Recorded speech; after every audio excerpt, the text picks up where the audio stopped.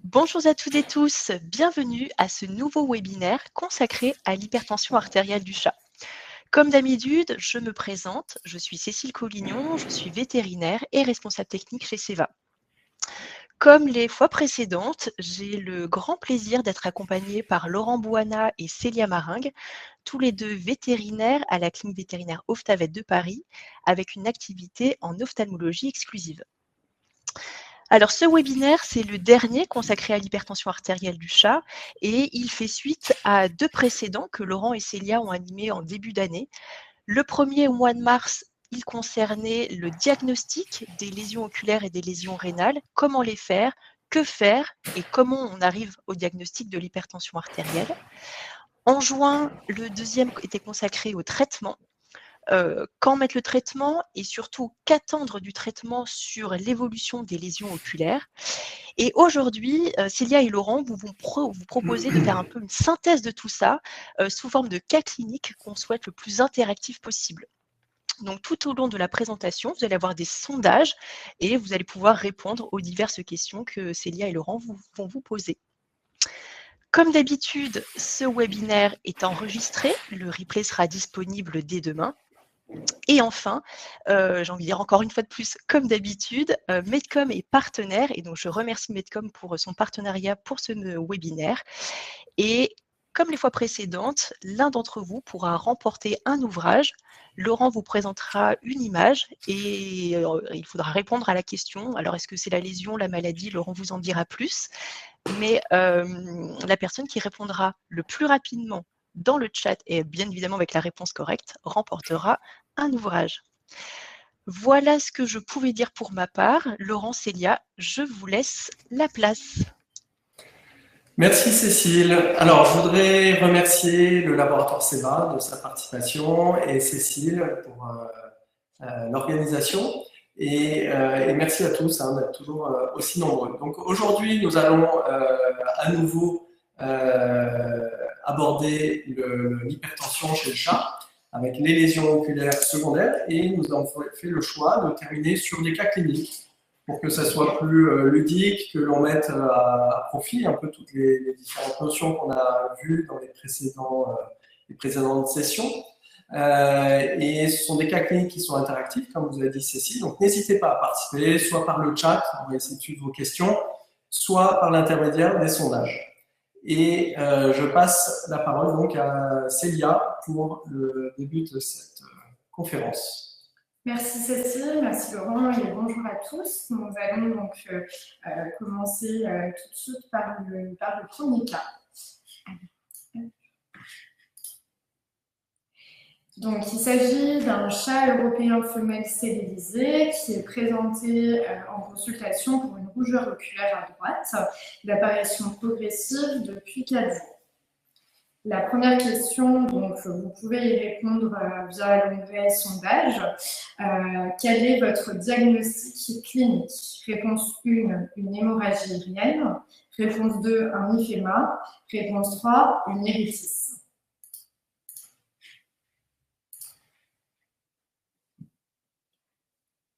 Donc, vous avez 1 minute pour répondre à la question.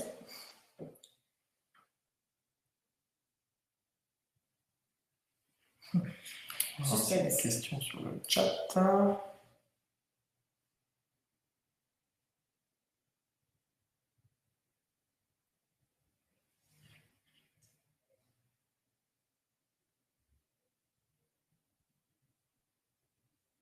On peut peut-être dire s'il y a plusieurs réponses possibles. Il n'y en a qu'une seule. Une seule. Alors, je dirais, est-ce que vous pouvez nous confirmer que le sondage est bien arrivé dans le chat? Parce que, en tous les cas, sur mon écran, il n'apparaît pas. Alors, peut-être... Ah, ça y est, c'est parti, pardon. Autant pour moi. Non, ça a l'air bon. Ouais. Ok, parfait. Parfait. Donc, effectivement, la bonne réponse, c'était un hyphéma, puisque il s'agit de sang à l'intérieur de la chambre antérieure, donc en suspension dans la chambre antérieure. Donc, l'examen ophtalmologique de ce chat vous est décrit ici. La réponse à la menace est absente à droite et présente à gauche. La pression intraoculaire est de 15 mm de mercure sur les deux yeux. La cornée à droite présente un discret œdème diffus. Et donc dans la chambre antérieure, il y a un emphyma qui masque en fait l'accès au cristallin, au vitré et au fond d'œil. À gauche, il n'y a pas d'anomalie sur la cornée, dans la chambre antérieure au niveau du cristallin ou dans le vitré.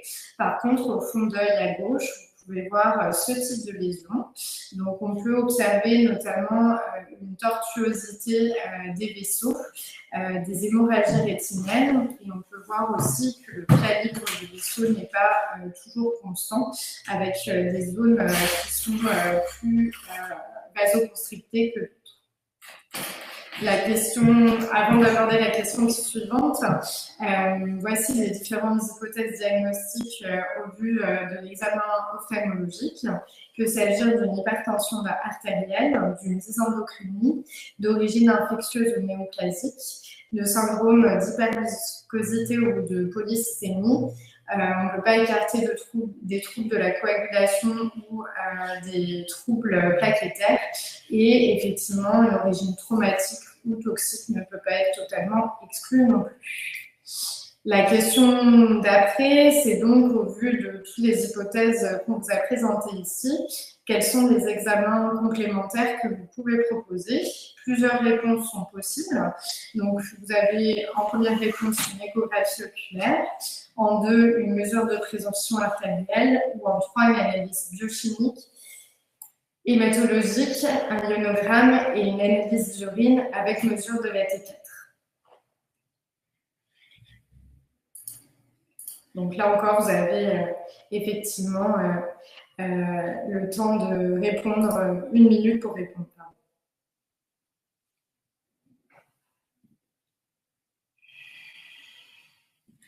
Alors, sur le chat, on voit réponse 2 et 3, réponse 1, 2, 3. Et donc, on vous réexplique comment faire pour participer effectivement au vote.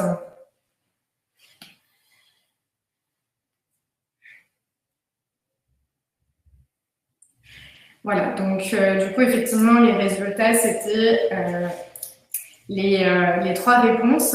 L'échographie oculaire, elle est quand même importante dans ce cas-là, puisqu'à l'examen ophtalmologique, on n'a pas un bon accès au segment postérieur et au fond d'œil. Et puis, l'ensemble des autres réponses est nécessaire aussi pour explorer les différentes hypothèses.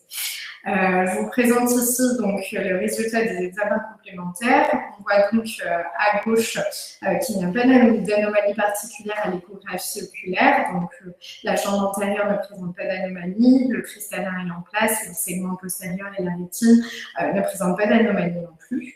Par contre, on voit à droite à l'échographie que juste ici, on peut détecter un décollement de rétine. Pour ce qui est donc des autres résultats, on a mis en évidence chez ce chat une hypertension artérielle à 210 mm de mercure et une hyperthyroïdie avec une T4 à 120 nanomoles par litre. L'analyse biochimique montrait une élévation discrète des pales, sans autre anomalie. La créatinine et le SDMA notamment étaient dans les normes. L'hémogramme, le ionogramme et l'analyse d'urine étaient là aussi dans les normes. Du coup, question suivante.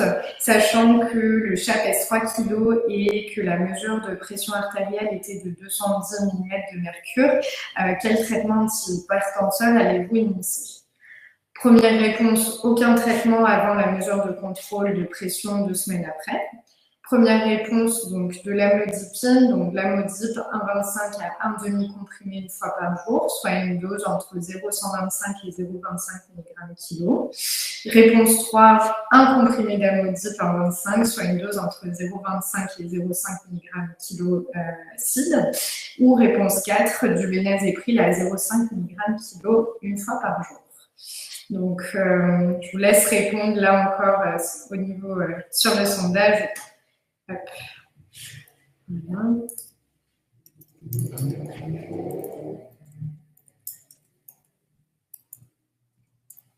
Alors,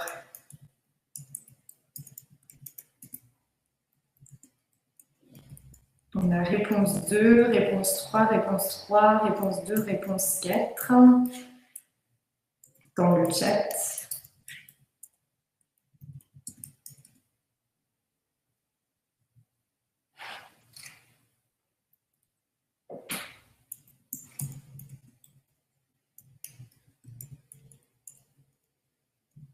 Le sondage est clôturé. Oui, ça y est. Ok, super. Du coup, vous avez répondu en majorité la réponse 2. En fait, il s'agissait de la réponse 3. Je vais vous redétailler pourquoi ici. On vous ai remis en fait l'arbre décisionnel de l'ACVIM, sur le consensus sur le traitement. On sait qu'à partir du moment où il y a une pression artérielle qui est supérieure à 160 et qu'il y a des lésions des organes cibles, notamment des anomalies au fond d'œil, il faut dans tous les cas initier un traitement, ce qui exclut la réponse 1. Et effectivement, lorsque on a une pression artérielle qui est supérieure à 200 mm de mercure, il faut initier d'emblée de la modif à un comprimé, donc un 25 mg cible. Donc, il s'agissait de la réponse 3.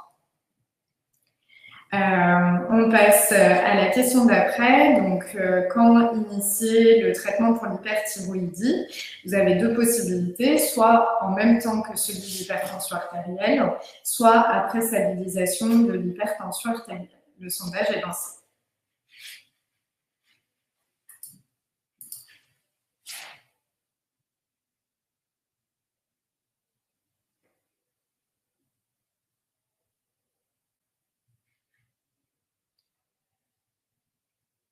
Donc, beaucoup répondent sur le chat, réponse 1, j'ai quelques réponses 2.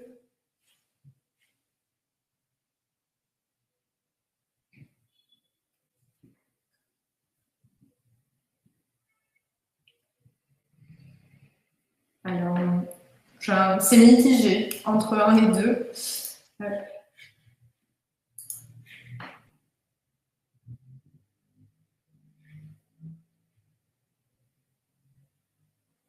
Je partage les résultats du sondage. Tu veux que je le fasse? Okay. Du coup, la plupart d'entre vous, donc à 82%, ont répondu en même temps que celui d'hypertension artérielle. Effectivement, c'est bien la bonne réponse, la réponse 1, puisque c'est nécessaire de traiter à la fois l'hypertension, mais aussi sa cause, qui est très probablement dans ce cas-là l'hyperthyroïdie. Hop, pardon. Pour la question d'après, on a donc la mesure de pression artérielle, on a dit qui était de 210 mm de mercure. Pour vous, quand est-ce que vous allez programmer la prochaine mesure de pression artérielle? Est-ce que vous allez le faire dans 2 jours? Est-ce que vous allez le faire dans 1 semaine? Ou est-ce que vous allez le faire dans 2 semaines? Ou alors dans 1 mois? Je vous laisse répondre au sondage.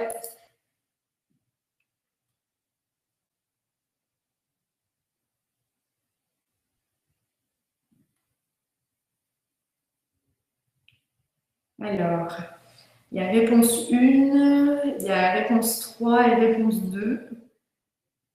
1, 2, 3, 4. Une seule réponse est possible, normalement. Je vois que les avis sont partagés.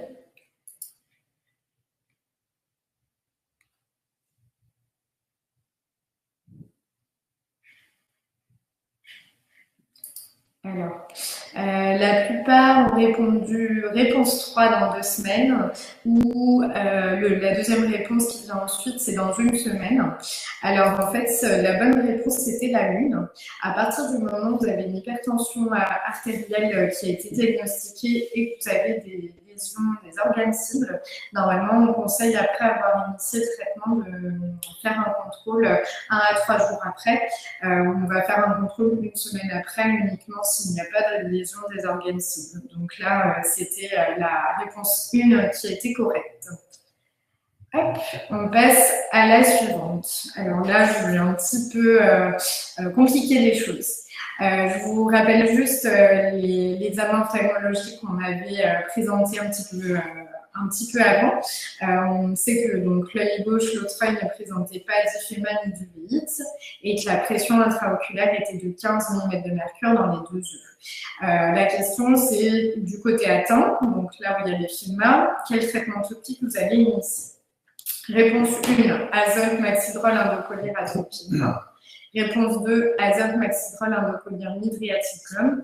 Réponse 3, maxidrol, indocolire, atropine. Et réponse 4, maxidrol, indocolire, midriaticum. Sachant que je vous ai remis dessous ce qui faisait quoi.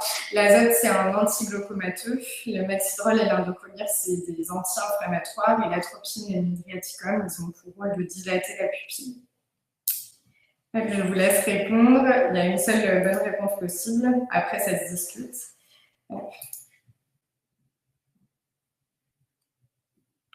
Alors, j'ai réponse 2 ou réponse 4. Non, 4.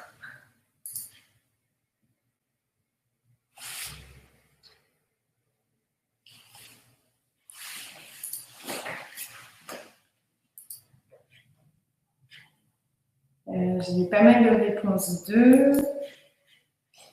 Hop. Et effectivement, alors vous allez sur le sondage, il y a quasiment égalité entre les 3 premières réponses. Donc, moi, je vais vous détailler ce que j'aurais fait dans ce cas-là. Après, effectivement, ça peut toujours se discuter. Hop. Donc, en gros, pour commencer, on sait qu'il y a un hyphéma, donc il y a une uvélite. Donc, ça signifie qu'on va le traiter avec des anti-inflammatoires. Donc, c'est sûr qu'on va mettre du maxidrol et de l'indocolire pour traiter cette inflammation. Ce qu'il faut savoir quand il y a un hyphéma, donc quand vous avez du sang dans la chambre antérieure, c'est que le sang il peut obstruer l'angle irido-cornéen et créer un glaucome secondaire. Donc même si la pression n'est pas forcément augmentée, il y a quand même un risque de glaucome. C'est pour ça que moi, par précaution, j'aurais quand même mis de l'azote. Et après, pour choisir entre atropine et midriaticum, ça va être le critère de la durée d'action qui va être important. L'atropine et le midriaticum, ils vont dilater la pupille, donc c'est important à la fois pour la douleur, mais aussi pour éviter qu'il y ait des petites adhérences qui se forment. Et en fait, l'atropine, elle a une durée d'action qui est longue, 7 à 10 jours, même une fois que vous avez arrêté le traitement.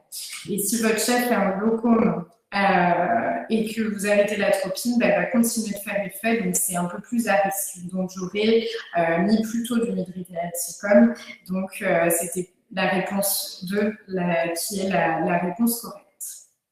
Voilà. On va passer à l'évolution de ce cas.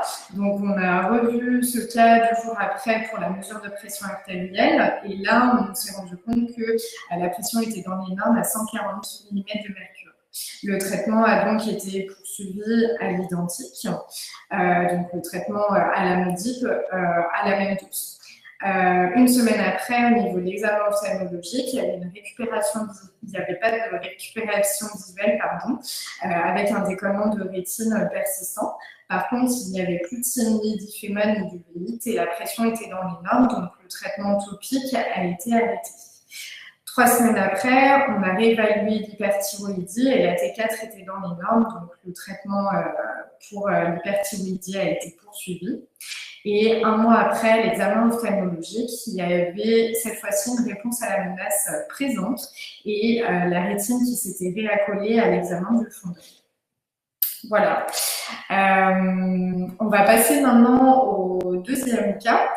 Il s'agit d'un chat européen mal castré de 17 ans qui est présenté pour une cécité d'apparition brutale il y a 24 heures. Il est suivi donc par son vétérinaire pour une maladie rénale chronique. Vous avez mis les valeurs de la créatinine et du SDMA au dernier contrôle un mois avant chez le vétérinaire. Le ionogramme et le RPCU n'avaient pas été faits à ce moment-là. À l'examen ophtalmologique, du coup, on a une réponse à la menace qui est absente de chaque côté et des photomoteurs qui sont très incomplets avec une hydriase. La pression intraoculaire était dans les normes. Il n'y avait pas d'anomalie au niveau de la cornée, de la chambre antérieure, de l'iris et du cristallin. Par contre, pour le vitré et le fond d'œil, vous allez justement répondre à la question suivante. Donc, je vais juste lancer le sondage. Voilà. Tac. Et du coup, donc, j'ai lancé le sondage. Voici donc l'échographie oculaire de chaque côté. Quel est votre diagnostic? Est-ce qu'il s'agit d'une hémorragie vitréenne? Est-ce qu'il s'agit d'un décollement de rétine? Ou est-ce qu'il s'agit d'une tumeur du segment postérieur ou d'une hémorragie rétinienne? Il y a une seule bonne réponse possible.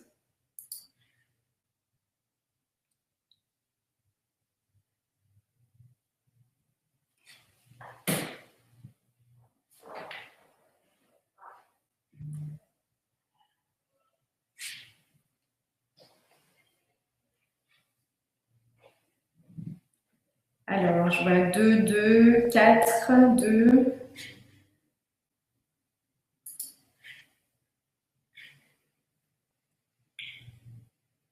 Je crois qu'il y avait des questions sur la question précédente. Alors, il s'agit bien d'un décollement de rétine, effectivement, comme vous avez répondu correctement à 83%. Donc, c'est bien ça. Et à l'examen du fond d'œil, on visualisait aussi des hémorragies rétiniennes bilatérales. Par rapport aux questions, je vais peut-être revenir dessus maintenant, sur les questions qu'il y avait sur le cas précédent. Ouais, je me permets juste d'interrompre le déroulement du deuxième cas parce que il y avait des questions. Alors, il y avait une première question. Est-ce qu'on peut instiller des collyres AIS et AINS sur un même œil? Oui. Il n'y a pas de contre-indication, contrairement à la voie veineuse ou orale. On peut utiliser effectivement les deux. 4 colliers sur un chat doit être coopératif, oui, c'est sûr. Meilleure action du brinzolamide plutôt que du dorzolamide. Non, il n'y a pas forcément de gros écarts entre les deux. On peut utiliser soit l'un, soit l'autre. Là, c'était plus pour vous mettre des exemples, mais dans la logique, il n'y a pas de préférence particulière. Et il y a une question qui demande pourquoi plutôt midriaticum plus que l'atropine. En fait, le midriaticum, il a une durée d'action qui est courte.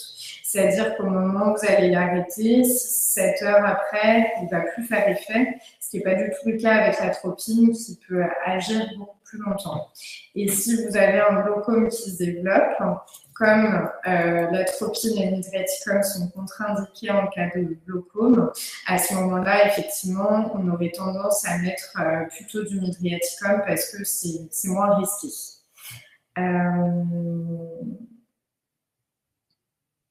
Voilà, je pense que c'est à peu près tout. Alors, AINS topique, pas de contre-indication sur les hémorragies, non, il n'y en a pas en topique. La posologie et la fréquence de chaque molécule pour le traitement. La fréquence, ça dépend un petit peu effectivement de la coopérativité du chat. Je pense que déjà 3 fois par jour, c'est plutôt pas mal. Je ne sais pas s'il y avait d'autres questions concernant le traitement pendant qu'on y est. Ça n'a pas l'air. Je passe à la question suivante. Du coup, donc vous avez diagnostiqué le décollement de rétine à l'échographie oculaire sur notre deuxième chat. On a une question, la rétine ne semble pas attachée au nerf optique. Alors là, en fait, elle est reliée ici au nerf optique. Donc, c'est ça qui est caractéristique du décollement de rétine. Ça dépend du plan de coupe. C'est ça aussi. C'est le plan de coupe qui passe peut-être pas parfaitement au niveau du nerf optique, tout simplement. Ouais. Voilà. Je passe à la question suivante. Donc, on a les hypothèses diagnostiques qui sont les mêmes que précédemment. Et donc, au niveau des examens complémentaires, quelles sont les réponses possibles? Est-ce qu'on va mesurer la pression artérielle ou faire un bilan sanguin avec l'analyse d'urine et mesure de la T4? Je vous laisse répondre sur le sondage.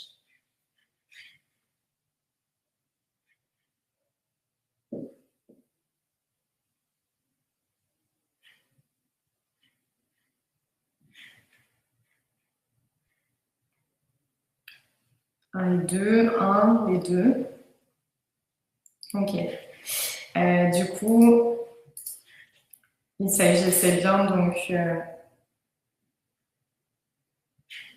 je peux clôturer le sondage. Oui, parfait. Du coup, il s'agissait bien des deux réponses. Les deux sont correctes. Hop là. Voici les résultats des examens complémentaires pour ce chat. Donc, il y a bien une hypertension artérielle à 180 mm de mercure. Vous avez la D4 qui est dans les normes. Il y a bien donc une augmentation de la créatinine à 25 mg par litre et le SDMA qui est augmenté là aussi à 20 microgrammes par litre. L'hémogramme et le nonogramme sont sans anomalie et le RPCU il est supérieur à 0,4. On va lancer du coup la question d'après. Le chat pèse 4 kg, donc l'hypertension est à 180 mm de mercure. Quel est le traitement que vous allez initier? C'est les mêmes réponses que pour, vous avez le même choix que précédemment, soit aucun traitement, soit de la modip à un demi-comprimé une fois par jour, soit de la modip à un comprimé une fois par jour, soit du bénazéprile à 0,5 mg kg.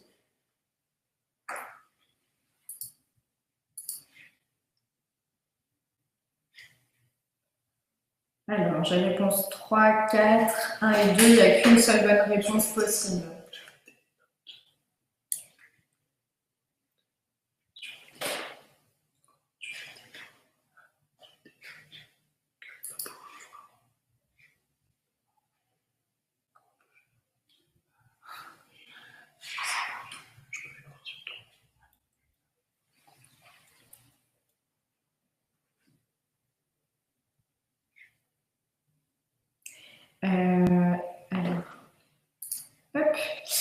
Du coup, vous avez répondu en majorité la réponse 2, c'est bien ça. Donc, je vous ai remis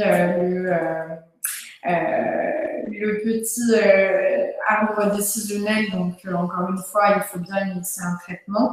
Et là, comme la valeur de pression artérielle est inférieure à 200 mm de mercure, on va bien donner un demi-comprimé d'amodipe une fois par jour. Voilà. Quand allez-vous programmer du coup la prochaine mesure de pression artérielle? Est-ce que vous le faites dans 2 jours, dans 1 semaine, dans 2 semaines ou dans 1 mois? Pardon.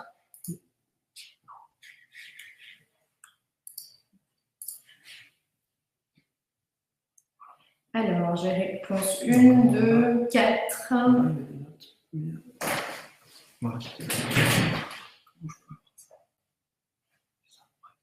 2, 3, 1.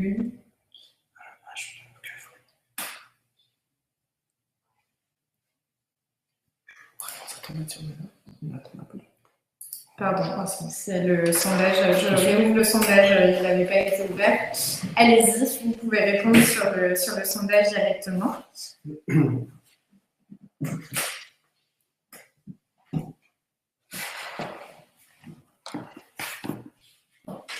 Vous êtes plein à avoir participé directement sur le chat.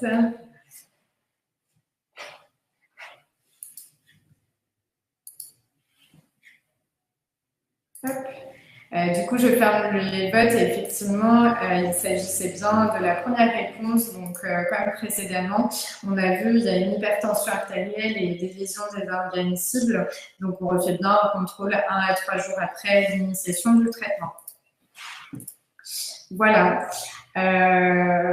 Ensuite, question d'après. Donc, on a vu dans les résultats des examens que le RPCU chez ce chat était supérieur à 0,4. Quelle est votre prise en charge? Est-ce que vous allez initier, réponse 1, du telmisartan à 1 mg kg péros une fois par jour?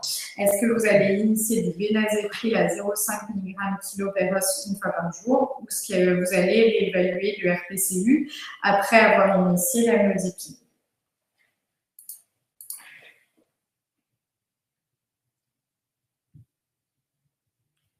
Alors, je vois réponse 1, réponse 3, réponse 1,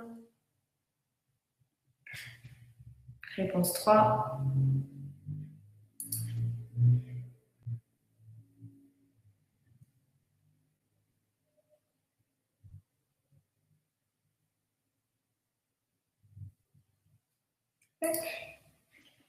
Du coup, vous avez répondu en majorité l'initiation de telmisartan.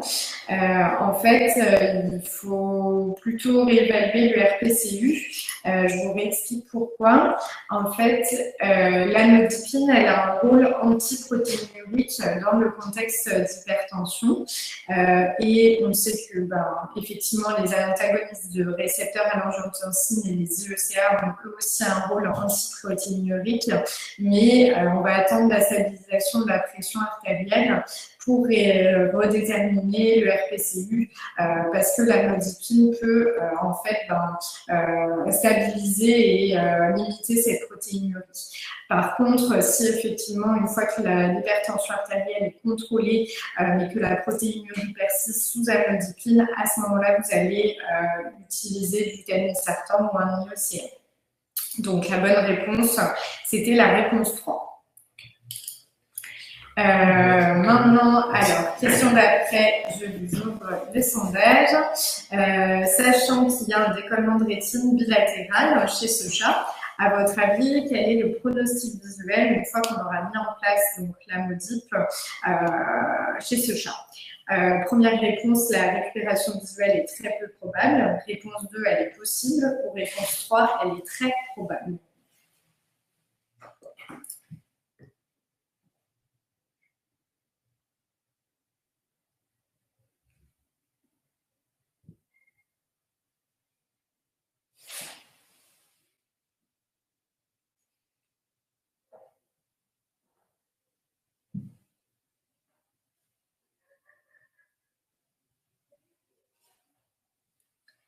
Alors, j'ai plutôt réponse 1 ou 2.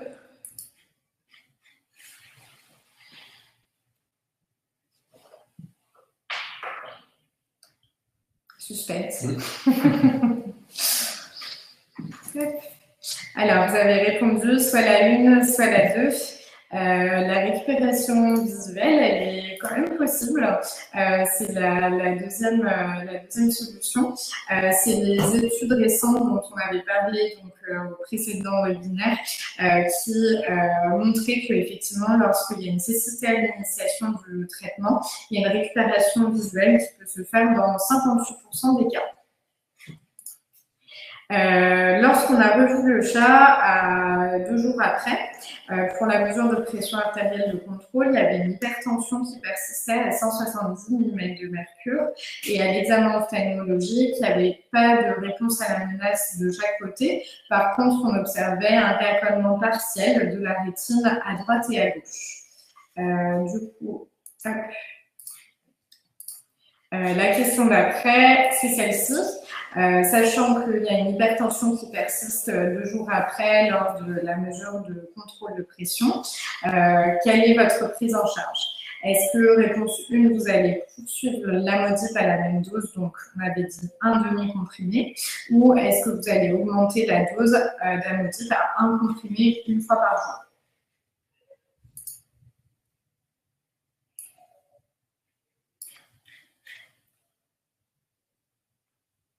Alors, réponse 1, 2. Les avis sont partagés.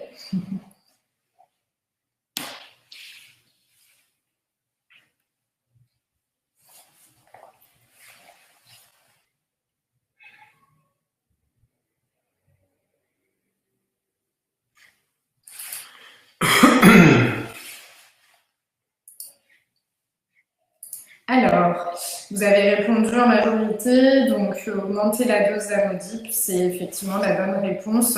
Comme l'hypertension artérielle persiste, le but étant de la stabiliser, on va augmenter la dose à 1 comprimé 1 fois par jour. Lorsqu'on a revu le chat après avoir augmenté cette dose d'amlodip, cette fois-ci, la pression artérielle était dans les normes à 145 mm de mercure. Dernière question. Alors, 1 mois après, lorsque vous revoyez le chat pour son examen ophtalmologique, il n'y a toujours pas de récupération visuelle. La réponse à la menace, elle est toujours absente bilatéralement. Est-ce que pour vous, la récupération visuelle, elle est très peu probable ou elle est encore possible?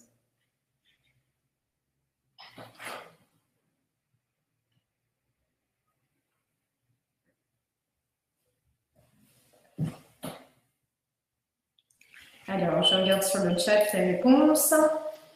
Très peu probable. Vous êtes beaucoup à répondre très peu probable. Quelques indices possibles. Trop optimiste.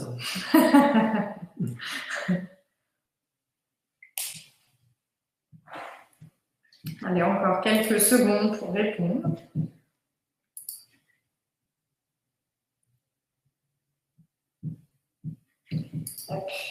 Vous allez beaucoup avoir répondu très peu probable.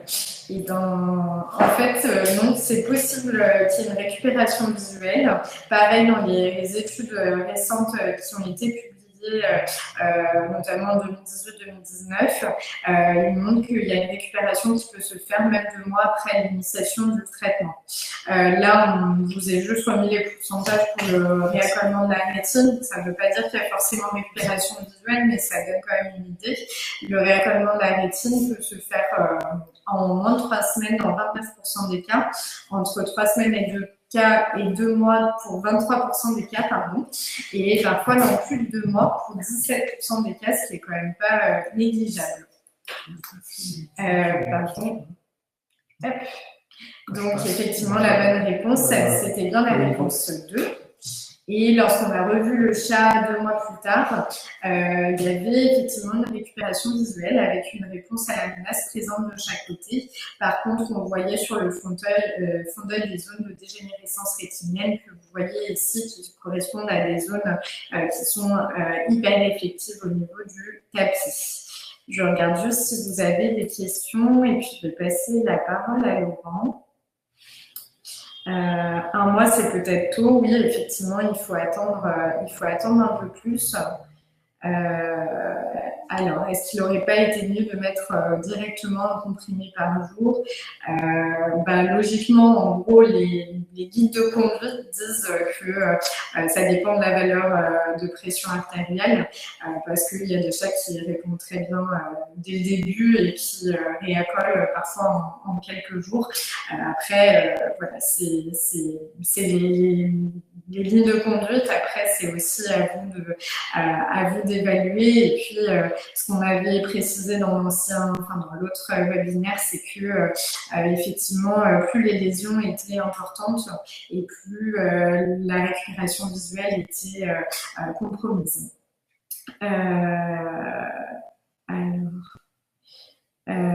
Pas de laser pour réaccoler la rétine, pas de traitement chirurgical pour le décollement de rétine, en plus de traitement médical. En fait, quand vous avez un décollement de rétine complet, on ne peut pas vraiment faire du laser. Vous me dites si vous voulez répondre, mais quand il y a un décollement de rétine partielle, on peut faire des impacts de laser sur les zones qui ne sont pas décollées, mais lorsque le décollement de rétine est complet, on ne peut pas. Et surtout, après, ça nécessite quand même une anesthésie, qui veut dire hypotension. On est sur un chat qui est déjà rénal, avec de l'hypertension. Il vaut mieux effectivement tenter le traitement médical. En tout cas, c'est ce qui ressort des différentes études. Voilà. Je ne sais pas si vous voulez... Je vais passer la parole à Laurent et puis s'il y a d'autres questions, on y reviendra peut-être après. Ouais. Alors, donc, je vais vous présenter quelques cas cliniques sur un mode un peu plus diaporama. Donc, Célia est vraiment rentrée dans le détail et là, l'idée c'était plus de vous montrer un peu plus d'images et sans rentrer dans le détail. Et ce qui va vous montrer la diversité des lésions qu'on peut avoir lors d'hypertension. Et aussi quelques cas, vous allez voir, qui seront intercalés de lésions intraoculaires type hémorragique, décollement de rétine, mais non liées à l'hypertension artérielle. Donc on peut avoir des similitudes, c'est ce qu'on va voir à l'instant. Donc voilà, un premier cas. Donc, qu'est-ce que vous voyez ici et à votre avis, quel est votre diagnostic? Alors, il y a des pièges, hein, et là, je commence par un piège en particulier. Alors, on voit donc il s'agit d'un fond d'œil de chat avec cette papille un peu qui est très ronde, qui est un peu foncée. Fabrice a tout de suite trouvé. Fond d'œil normal, c'est vrai, donc c'est un fond d'œil tout à fait normal. Donc aucune lésion, même si là vous voyez des petites pigmentations, donc des petites zones qui peuvent être douteuses, en fait pas du tout, il s'agit tout simplement de la partie pigmentée du tapis sombre. Donc, vous avez le tapis sombre ici, et on peut avoir des petits îlots de tapis sombre qui sont présents dans le tapis clair. Donc là c'est ce qui se passe au niveau de ces deux endroits, mais il ne s'agit aucunement de lésions de rétinite ou d'hémorragie ou de séquelles d'hémorragie. Voilà, donc vous êtes nombreux à avoir répondu que c'était normal, donc bravo. Deuxième cas, ici, donc un autre fond d'œil de chat, assez démonstratif.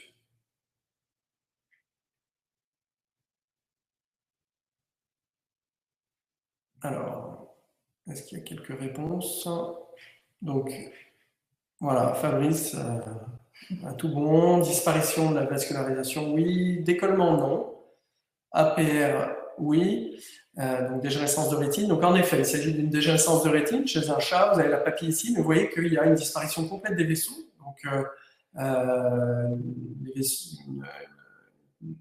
disparition complète. On a au départ une diminution du calibre des vaisseaux et qui peuvent disparaître. Et ici, vous voyez une hyperréflectivité du tapis qui est caractéristique aussi de dégénérescence rétinienne. Voilà. Donc je vois que vous êtes nombreux à l'avoir signalé. Donc c'est une dégénérescence rétinienne assez classique et je vous l'ai mise parce que ce cas n'est pas, ces lésions ne sont pas ici secondaires à une dégénérescence, à une HTA, mais comme vous l'a montré Célia tout à l'heure, dans le dernier cas, vous pouvez avoir dans des phases avancées, dans des stades avancés, vous pouvez avoir secondairement aux lésions de décollement et d'hémorragie, vous pouvez avoir une dégénérescence de rétine secondaire avec une hyperréflectivité comme vous a montré Célia. Ce dernier cas avec des petites zones d'hyperréflectivité. Mais là, il ne s'agissait pas d'hypertension. Voici un troisième cas où vous notez des petites hémorragies iriennes à ce niveau-là.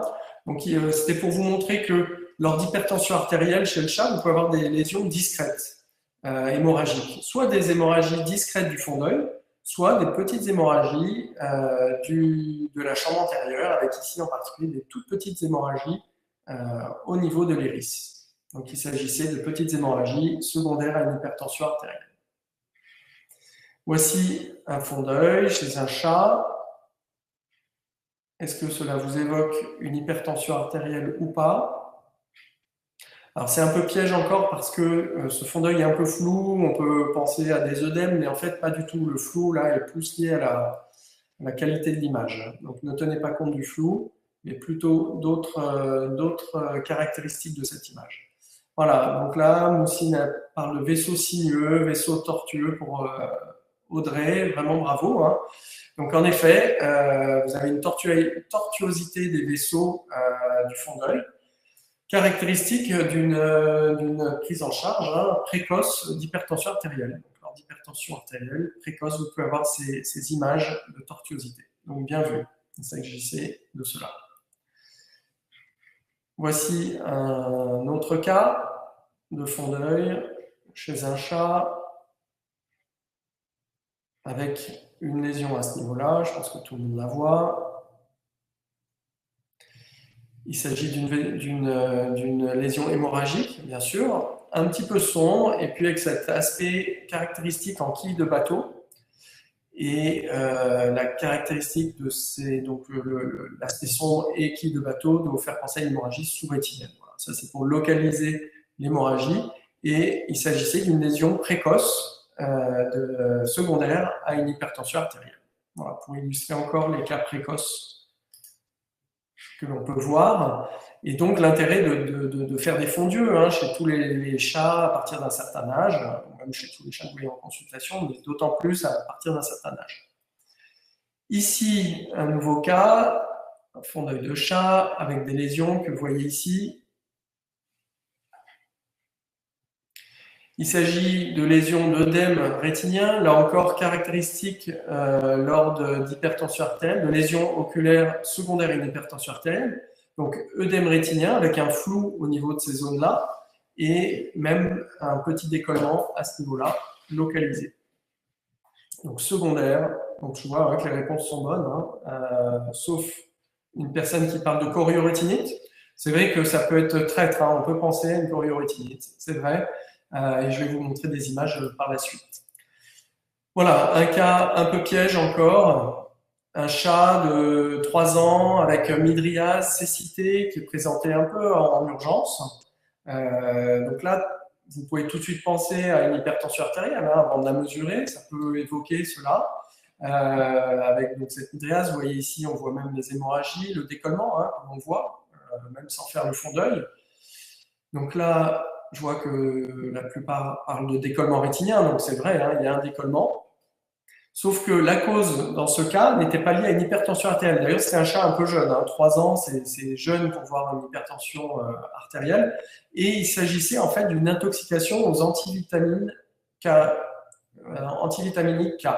Donc, des hémorragies liées à ces saignements dus à l'intoxication. Voilà, donc c'est très rare, hein, je crois que c'est le seul cas chez le chat que j'ai vu, et puis avec ces symptômes-là.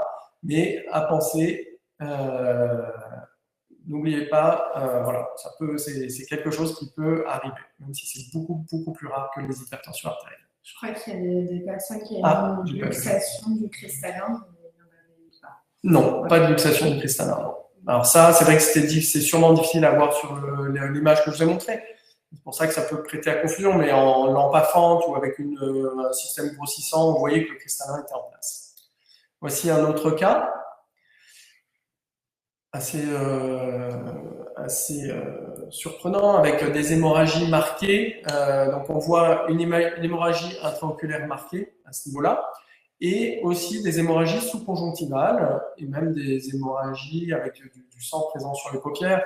Donc il ne s'agissait pas d'une hypertension artérielle, bien sûr, mais d'une hémorragie intraoculaire secondaire à un traumatisme, tout simplement un accident de la voie publique, avec des lésions hémorragiques qui vont au-delà donc de la chambre antérieure.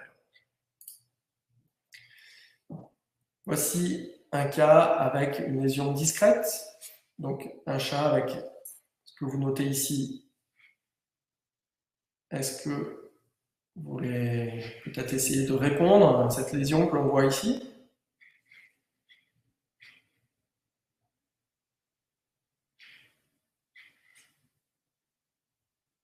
Mélanome, non. Bonne question. Enfin, beaucoup de personnes répondent mélanome. Voilà. Hypopion non plus. Hyphéma, oui. Voilà. Oui, sans un champ antérieur. Donc c'est bien un hyphéma. Mélanome, non, parce que, alors c'est vrai que là encore, on est en 2D, donc c'est difficile à voir. Mais bon, déjà, l'aspect rouge n'est pas très caractéristique d'un mélanome. Les mélanomes sont plutôt foncés ou achromiques, mais rarement rouges comme ceci. Là, on voit que c'est un dépôt en région inférieure, donc c'est dû à la pesanteur qui fait que les globules rouges se déposent en région inférieure de la chambre antérieure. Donc, il s'agissait d'un hyphéma, c'est-à-dire une hémorragie de sang dans la chambre antérieure avec dépôt en région inférieure de la chambre antérieure. Et il ne s'agissait pas d'un traumatisme cette fois, contrairement au cas précédent, mais cette fois, par contre, d'une hypertension artérielle qui était responsable de cet hyphéma. Donc, encore une fois, pour montrer qu'il peut y avoir des lésions précoces et que ça vaut le coup de s'attarder sur l'œil chez certains chats. Une question, comment faire la différence ici entre hyphéma et hémorragie d'iris? C'est quasiment la même chose. Enfin, disons que c'est des hémorragies, les deux sont des hémorragies. L'hyphéma, c'est comme je le disais, le dépôt des hématies dans la chambre antérieure en région inférieure à ce niveau-là, dû à la pesanteur, alors que l'hémorragie irienne, comme je vous ai montré tout à l'heure, était présente à ce niveau-là, si vous vous souvenez.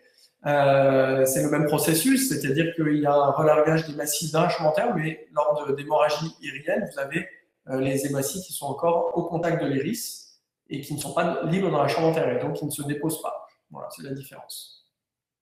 Et donc non, il y a une question d'Anne, il n'y a pas d'uvite sur ce cas. Parce que pas vraiment d'autres signes d'inflammation. Ce n'est pas un processus inflammatoire, mais un processus hypertensif. On a presque terminé. Je vous rassure, on va tenir quasiment dans les temps. Donc le cas 9, un chat encore, mydriase. Qu'est-ce que vous constatez? Oui, donc mydriase, c'est bon. Françoise. Et qu'est-ce que vous pouvez voir? Décollement irien, non. Hémorragie vitréenne, oui. Vous êtes pas mal à parler d'hémorragie. Sang dans la chambre postérieure. Vous voyez, alors si on veut être précis, c'est plutôt le segment postérieur que la chambre postérieure. Mais oui, hémorragie dans le segment postérieur. Voilà, donc c'était une hémorragie vitréenne. On voit bien que l'hémorragie, hein, le sang, tout cet aspect rouge que vous voyez, est derrière le cristallin, derrière l'iris. Donc, contrairement aux hémorragies que je vous ai montré tout à l'heure qui étaient dans le champ antérieur, là, c'est bien une hémorragie du segment postérieur et donc une hémorragie vitréenne secondaire à une HTA qui était secondaire à une insuffisance rénale chronique chez un chat. Voilà, je crois que c'est un des derniers cas, vous voyez, quasi dernier, un cas que je vous avais déjà montré il y a quelques mois, que je trouve intéressant et qu'on voit hein, de temps en temps, et qui peut être traître, donc c'est pour ça que je vous la remets, pour pas que vous vous trompiez. On voit ici des vaisseaux iriens hein, qui sont un peu congestionnés, et à ce niveau, alors c'est dur encore à voir en 2D, mais on a l'iris qui est bombé. Voilà, donc il y a des personnes qui parlent certains parlent de synéchie, d'uvite et d'iris en tomate, donc tout ça, vous avez raison. Dysphorie, oui, et j'ai vu passer tumeur, non. Voilà. C'était ça, c'est pour ça que c'est un peu traite, parce que là, en voyant comme ça, on peut penser à une tumeur, un type mélanome, hein, c'est un peu vraiment le même aspect, un peu bombé comme ceci, avec une tumeur, hein, un mélanome de l'iris. Et pour bien différencier, vous allez réaliser une échographie qui va vous permettre justement de diagnostiquer. L'échographie, sur ce cas, nous montrait qu'on avait un aspect hypoéchogène derrière l'iris, et donc c'était un iris bombé, dû au synéchie postérieure à ce niveau-là. Donc du coup, le liquide, l'humeur aqueuse ne circule pas bien dans la chambre antérieure, donc vous avez une accumulation derrière l'iris avec cet effet bombé, et qui peut donc laisser penser à une tumeur. Mais si vous aviez une tumeur, en faisant l'écho, vous auriez eu ici une image hyperéchogène. Donc l'échographie là est vraiment intéressante, c'est une échographie haute fréquence qui nous permet de faire le diagnostic différentiel entre tumeur, mélanome, ce à quoi on peut penser au premier abord, et une iris en tomate, donc avec une synéchie, des synéchies postérieures, une mauvaise circulation de l'humeur aqueuse, avec sûrement, je ne l'ai plus, mais une hypertension intraoculaire chez ce chat. Et tout ça était secondaire à une hypertension artérielle. Hypertension artérielle, ce qui est responsable de ces hémorragies et de ces synéchies. Voilà, donc dans les derniers cas, un dernier fond d'œil avec là, cette fois, non pas des hémorragies, mais des lésions caractéristiques de rétinite. Donc il y avait une personne tout à l'heure qui avait proposé rétinite, et bien c'est ce que l'on voit ici avec plusieurs zones assez caractéristiques, avec cette zone très sombre autour et une zone centrale qui est plutôt hyper réflective. Voilà, donc à différencier d'un œdème par exemple rétinien ou de petits décollements ou voilà, de lésions hypertensives comme on a vu depuis le début de l'exposé. Voilà, pas mal de personnes parlent de choriorétinite et c'est cela. Et enfin, une dernière image avec ici un petit peu la même chose, sauf qu'il s'agit de séquelles avec de l'hyperréflectivité. Donc c'est ce qui prédomine, il n'y avait plus de zone d'œdème comme sur la précédente photo. Donc là, on est à l'état de séquelles quelques mois après la choriorétinite. Voilà, je vous remercie et on va terminer. J'espère que ça vous a intéressé. Il y a quand même pas mal de questions. S'il y a des questions, on est là pour y répondre. Et on va terminer avec le quiz habituel qui va vous permettre de gagner pour le premier qui répondra la bonne réponse à la question. Donc un livre qui est l'Atlas du fond d'œil des carnivores domestiques. Donc un livre assez récent écrit par Charles Cassagne et Gilles Chaudieu, dans lequel vous aurez pas mal d'images similaires à celles qu'on vous a montrées, de décollement, de lésions secondaires à l'hypertension, de choriorétinite, etc. Voilà. Si vous voulez vous perfectionner, n'hésitez pas à consulter ce livre et là, on va lancer le quiz pour gagner un exemplaire. Alors, attention, on y va. La question, c'est, comme vous le voyez, un fond d'œil. Et le but, ce n'est pas de trouver la lésion, mais l'animal qui a été examiné. Je vous aide, c'est difficile, c'est pas un chien ni un chat, comme vous le voyez. Cheval, non. Oiseau, non. Rat, non. Lapin albinos, non. Poisson, non. Reptile, non. Jaguar, cochon d'Inde. Alors, je vous aide, c'est un animal sauvage. Reptile, chat, chachila, ça va vite, bravo. Hein. Il y a beaucoup de propositions. C'est dur, hein, franchement. Non. Éléphant, vous vous rapprochez avec l'éléphant. Ah, il y a une bonne réponse, je l'ai vu passer. Rhino, ouais, j'ai vu Rhino passer, bravo. Donc, il s'agissait d'un fond d'œil normal de rhinocéros. Donc, bravo, j'ai vu François passer, mais je crois qu'il vient en deuxième. Donc, on verra au ralenti, hein, c'est comme dans les 100 mètres, hein, il faut voir au ralenti qui est le gagnant. Mais bravo à tous, parce que là, ça a fusé les réponses. Et voilà, bravo hein, pour votre participation, c'était vraiment très très sympa. Et je vous remercie, je vous dis à bientôt et merci à Séva et je repasse la parole à Cécile. Alors oui, Laurence Elia, juste avant de partir, il reste encore quelques questions, si vous avez encore quelques minutes. Alors, j'avais une question, c'était sur le premier cas. Est-ce que l'effet antalgique de l'atropine dure aussi longtemps après arrêt des gouttes que les autres effets rémanent de l'atropine, si j'ai bien compris la question? En fait, l'atropine, elle a un rôle antalgique justement parce qu'elle diminue le spasme ciliaire, donc en dilatant la pupille. Donc la pupille, elle va rester dilatée pendant plusieurs jours. Donc effectivement, l'effet antalgique, il va durer aussi longtemps que la dilatation est présente. Voilà. Je crois qu'il y avait aussi une question sur l'espacement entre les différents colliers. Logiquement, si vous lisez les notices, en humaine, ils mettent à peu près 15 minutes. Pour des raisons de praticité, je crois qu'on dit à peu près la même chose, on dit à peu près 5 minutes. Mais c'est vrai que je crois qu'il y avait des études récentes qui montraient que 1 à 2 minutes pouvaient suffire. Bon, moi je dis 5 minutes, après voilà, chacun fait un peu. Donc ça, c'est entre les colliers et entre les pommades, il faut attendre un petit peu plus longtemps, parce que les pommades restent plus longtemps à la surface de la cornée, donc là ce serait plutôt 15-20 minutes dans l'idéal. Voilà. C'est vrai qu'on entend souvent des temps longs, hein, d'espacement, entre 5 et 10 minutes, mais comme vous l'avez vu, parfois on est amené à mettre 2, 3, 4 colliers, donc ça peut vite devenir un travail à plein temps pour les propriétaires. Donc moi, j'essaie d'épargner et de diminuer, d'autant que je me base sur une étude récente, en effet, il y a moins d'1 an, dans le Vet Ophthalmology, qui a étudié justement l'espace minimal entre chaque collier et qui parle de 2 minutes suffisantes entre 2 colliers, ou 3 ou 4. Et alors du coup, justement, toujours sur ces traitements multiples dans les yeux, la posologie et fréquence de chaque molécule, donc ça fait référence au premier cas. Là, je crois que je l'avais dit précédemment, en fait, dans l'idéal, le maxidrol et l'indocollier, il faut le mettre assez fréquemment, on va dire au moins 3 fois par jour. L'azote, comme il n'y a pas de glaucome avéré, 2 fois par jour, ça peut suffire. Et l'hydriaticum, 3 fois, c'est bien. Je crois qu'il y a une autre question sur la salivation et l'atropine. C'est vrai que les chats, ils ne tolèrent pas très bien l'atropine. Vous avez 2 options quand vous voulez en mettre.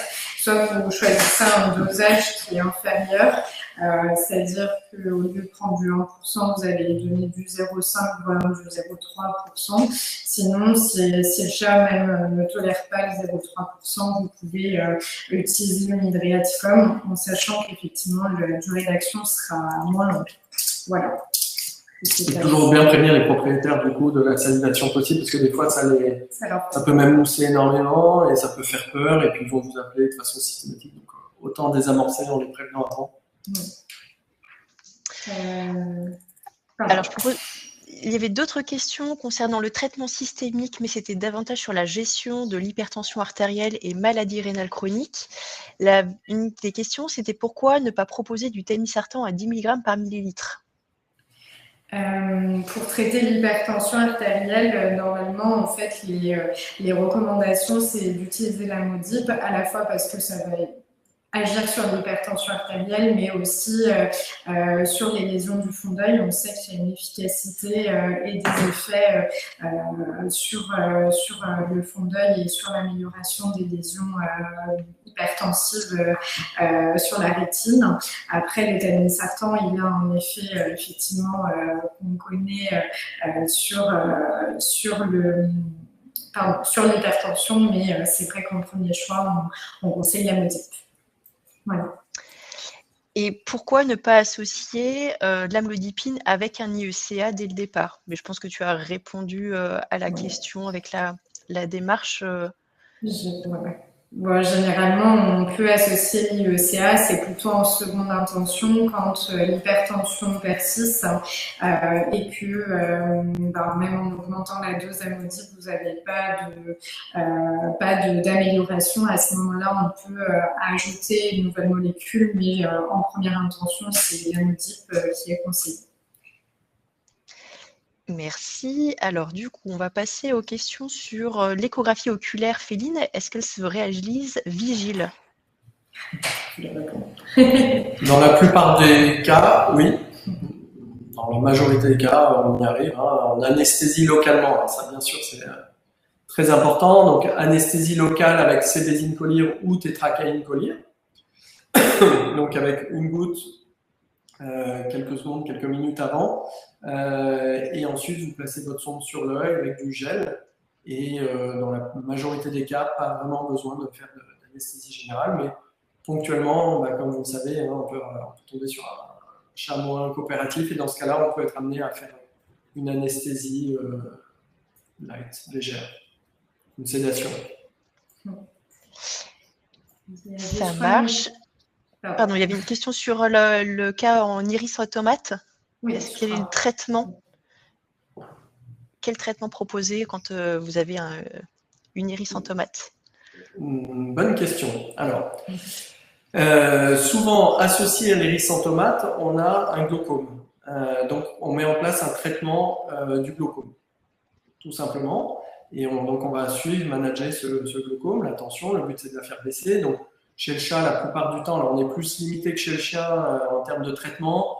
On part souvent sur du Cosopt collyre, 2 à 3 fois par jour, et on va contrôler. Si le glaucome persiste et que la douleur persiste, on est obligé de passer à des solutions chirurgicales, de laser, pour traiter le glaucome. Et récemment, j'ai utilisé le laser pour effectuer des petits trous, donc des iridotomies ponctuées donc au niveau de l'iris pour favoriser le passage de l'humeur aqueuse de la chambre postérieure à la chambre antérieure. C'est quelque chose en fait qui est très réalisé en humain. Vous savez, les iridotomies périphériques en prévention du glaucome, c'est très réalisé, de façon généralisée chez l'homme, et c'est ce qu'on réalise là lors d'iris en tomate pour en quelque sorte crever en quelque sorte l'iris bombé et favoriser le passage de l'humeur aqueuse. Voilà, donc des petits impacts de laser qui rétablissent le passage et qui abaissent du coup la tension. Et là, on a des images vraiment magnifiques où on voit l'iris bombé qui se dégonfle en post-op et un iris qui redevient plat et une tension qui redevient normale. Donc traitement médical, Cosopt et laser. Et ou laser. Pardon, parfait. Je pense qu'on est arrivé au bout des questions. Merci beaucoup, Célia Laurent, pour toutes ces informations sur ce sujet. J'espère n'avoir manqué aucune question, sinon n'hésitez pas à vous manifester pendant les quelques secondes à venir. Je vais en profiter pour vous annoncer, donc aujourd'hui c'est effectivement le dernier webinaire sur l'hypertension artérielle du chat. En revanche, on revient le mois prochain pour vous proposer un webinaire sur la prise en charge du chat à la clinique. Donc, c'est plus ou moins lié parce que qui dit mesure de pression artérielle dit éventuellement stress.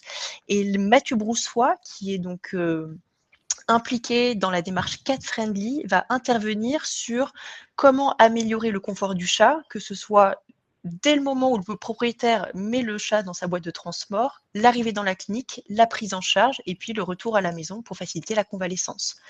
Donc vous avez ici le QR code pour vous inscrire tout de suite si vous le souhaitez et je vous partage également le lien dans le chat si vous voulez vous inscrire tout de suite. Voilà, c'était ma dernière petite annonce sur le sujet pour vous faire la promotion donc, de ce webinaire le mois prochain. Et je vous remercie encore énormément Célia et Laurent pour ces webinaires cette année, pour avoir, je pense, parcouru dans tous les sens possibles les lésions oculaires, les lésions rénales chez le chat hypertendu. Et je vous dis probablement et j'espère à très bientôt. Merci. Merci Cécile. À bientôt. Au revoir à tous. Bon.